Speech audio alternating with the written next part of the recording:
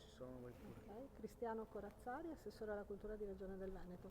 Assessore, 16ª edizione di Spettacoli di Mistero, un'altra rassegna che si preannuncia un viaggio nella cultura e nello spettacolo che è la nostra regione.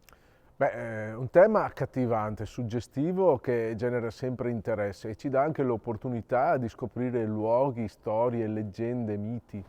È sicuramente una manifestazione che ha conosciuto un grande successo grazie al lavoro puntuale e salace delle nostre Proloco, l'Umpli Veneto e tutte le Proloco di tutte le province del Veneto che partecipano per rendere possibile tutta una serie di eventi sui territori di tutte le province. Il tema di quest'anno è l'aria e la terra, avremo la possibilità dal 26 di ottobre di godere di questi spettacoli e abbiamo oltre 70 spettacoli in tutto il nostro territorio regionale e vedremo impegnate quasi 50 Proloco.